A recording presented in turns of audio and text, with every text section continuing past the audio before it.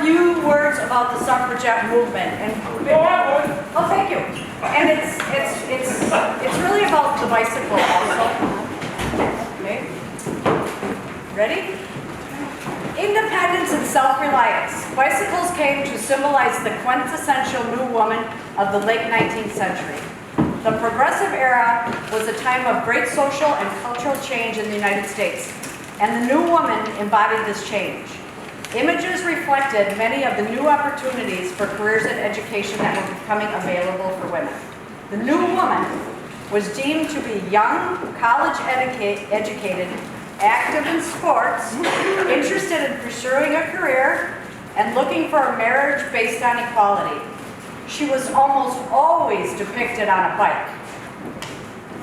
In an 1895, at the age of 80, suffragist leader Elizabeth Cady Stanton claimed, "The bicycle will inspire women with more courage, self-respect, self-reliance." Stanton predicted the power of the bicycle in transforming the lives of women, realizing that the independence women were gaining because of this invention would allow for growth in other areas of their character. Having the ability to fully self-reliant, often for the first time in their lives, would encourage women to be more courageous in other areas, such as demanding voting rights. Stanton's friend and fellow suffragist leader, Susan B. Anthony, echoed Stanton's sentiments. At 76, Anthony opined, another one of them old words, "Let me tell you what I think of bicycling. It has done more to emancipate women than anything else in the world.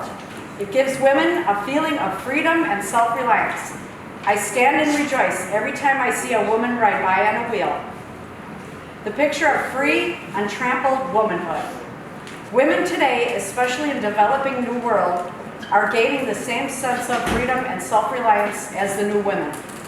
Bicycles allow women escape from sexual harassment, too often encountered on public transportation, and provide an inexpensive means of travel in countries where access to automobiles and public transportation are limited. Multiple aid organizations donate bicycles to women as a means of liberation, and they teach them to fix their own bikes so they don't have to rely on men for help. Almost 200 years after its invention, bicycles continue to have a positive impact on women's lives. And Angela has a few other things about bicycling and what else it did for women. And before I start reading this, I think part of the reason Mary Beth encouraged all of us to do this is because we all know each other because of bikes. Yeah. Bicycling has had a huge impact on our lives, and these women before us helped to encourage our own independence on bicycles, and that's why we work so hard to encourage other women to bike. And kids. And Hooray! So changes in style.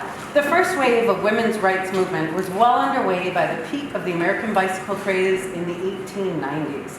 The bicycle, in many ways, came to embody the spirit of change and progress that the women's rights movement sought to engender.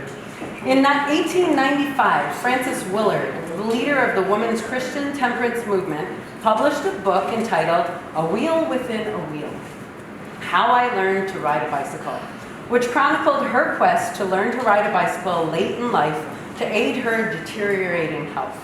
Although she died just 3 years later, Willard's reflections on a bicycle riding encouraged others.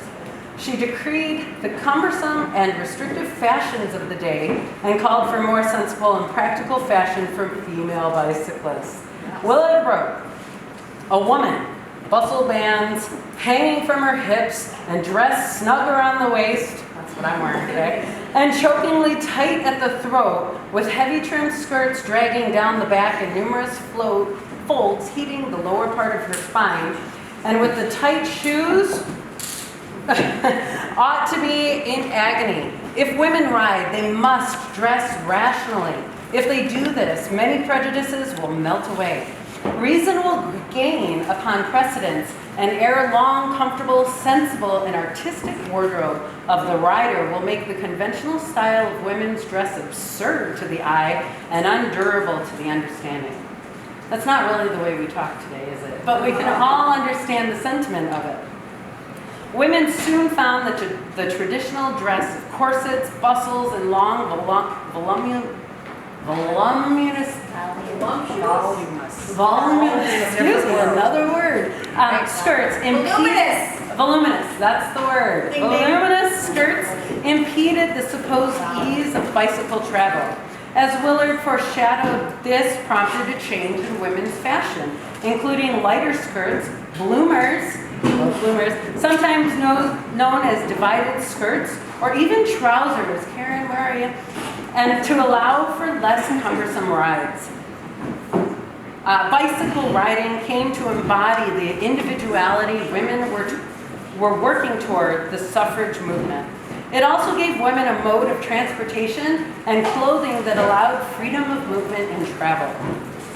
Although it seems very unlikely, bicycles had a revolutionary impact on the women's movement of the early 20th century. Bicycles promised freedom to women long accustomed to relying on men for transportation. Suddenly, the relatively inexpensive and readily accessible technological innovation gave women more control over where they went and when they went there. Bicycles took American consumers by storm in the 1890s. At the turn of the century, trains, automobiles, and streetcars were growing in use in urban areas. But people still largely relied on horses for transportation. Horses, and especially carriages, were expensive, and women often had to depend on men to hitch up those horses for travel. While horses were cheap to maintain in rural areas, owning a horse in a city was expensive, with extra costs for housing and stables and the upkeep of those animals. Surrounded by inefficient and inexpensive forms of travel, bicycles arrived in cities with the promise of practicality and affordability. Bicycles were relatively inexpensive and provided men and women the individual transportation for business, sport, or recreation. Yay.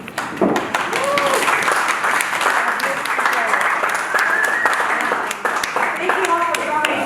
And we know how much we love bicycling. I can't even imagine what it would be like to be a woman back then and be like, here's a bike, and you could just go. It had to be just the best. Empowering. The best. And you rode to your friend's house. And no one knew. You didn't have to tell anybody, maybe.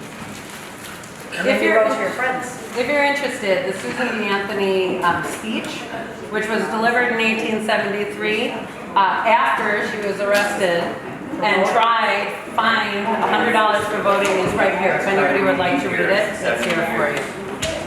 Thank you all for coming. I know this is awesome.